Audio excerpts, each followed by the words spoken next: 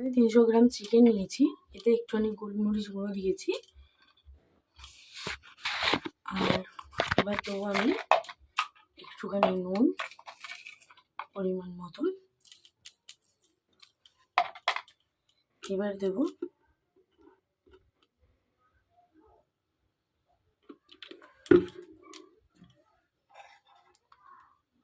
Half চামচ vinegar দিলাম।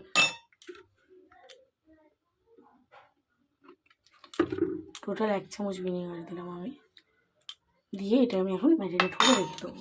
আধা ঘন্টা পর আমি আবার পরের ম্যারিনেশনটা স্টার্ট করব।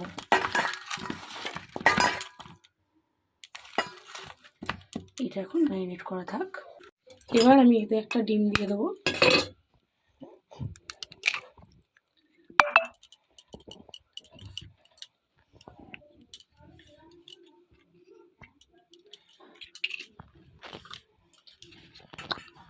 এবার আমি দেবো 3 চামচ কর্নফ্লাওয়ার।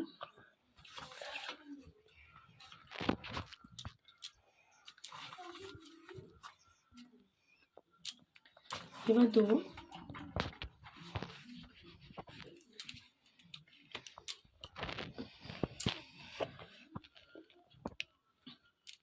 1 চামচ সোয়া সস দিয়ে এবার এটা আমি ম্যারিনেট করে নেব।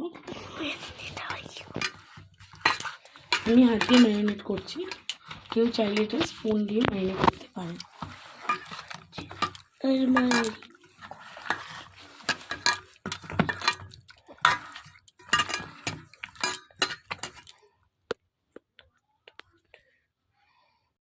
একটুখানি আদা রসুন অ্যাড করলাম, দিয়ে এবার এটাকে মাখিয়ে নেবো আরেকবার। আমার মাখানোটা কমপ্লিট হয়ে গেছে। এবার এটাকে আমি তেলে ভেজে নেবো। বন্ধুরা দেখতে পাচ্ছ কড়াতে তেল দিয়ে দিয়েছি, বা তেলটা গরম হচ্ছে। তেলটা গরম হলে এবার একটা করে চিকেন ছাড়বো আস্তে আস্তে। আগে চিকেনগুলো ফ্রাই করে নেব। বন্ধুরা এবার চিকেনটা আগে ভেজে নিচ্ছি গরম তেলে। আমি চিকেনগুলো এইভাবে ভেজে নিয়েছি। এবার বাকি রান্নাটা করব, চলো দেখা যাক এবার আমি কী করি। কড়াই তেল দিয়ে দিয়েছি। এবার আমি কড়াতে রসুন কুচিগুলো দিয়ে দেবো।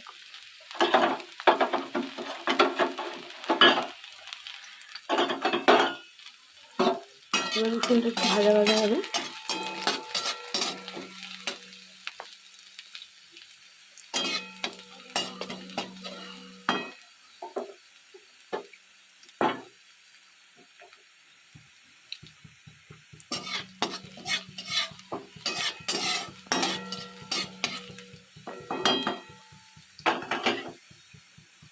রসুনটা হালকা ভাজা ভাজা হলে এবার আমি কেটে রাখা ক্যাপসিকাম আর চিজ কুচিটা দিয়ে দেবো।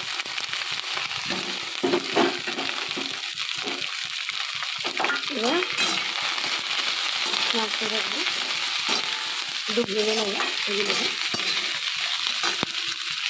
এবার একটু নুন দিয়ে দেবো, দিয়ে এবার আমি ভাজতে থাকবো।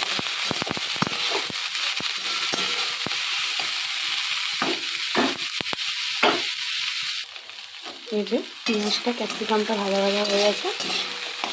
এবার আমি অ্যাড করবো এটা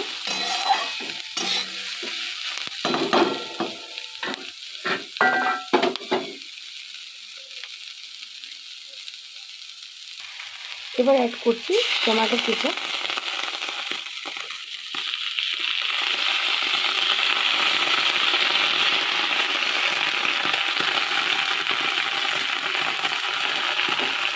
এবার দেবো আমি সোয়া সস।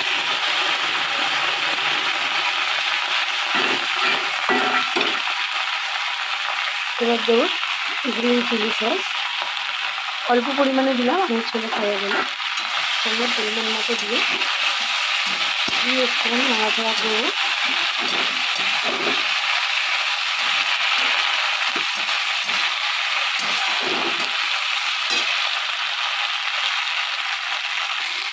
এবার ভাজা ভাজা হয়ে গেছে সসটা দিয়ে এবার আমি এতে গরম জল দিয়ে কর্নফ্লাওয়ার গুলে কর্নফ্লাওয়ার শুধু গরম জলটা অ্যাড করলাম।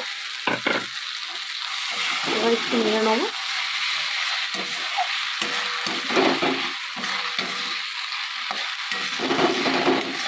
এবার এতে আমি অ্যাড করবো চিকেনগুলো অ্যাড করে দেবো, একটু নাড়াচাড়া করবো। কমপ্লিট হয়ে গেছে। উপর থেকে একটু অনিয়ন পাতা তুলে দিয়ে দিলে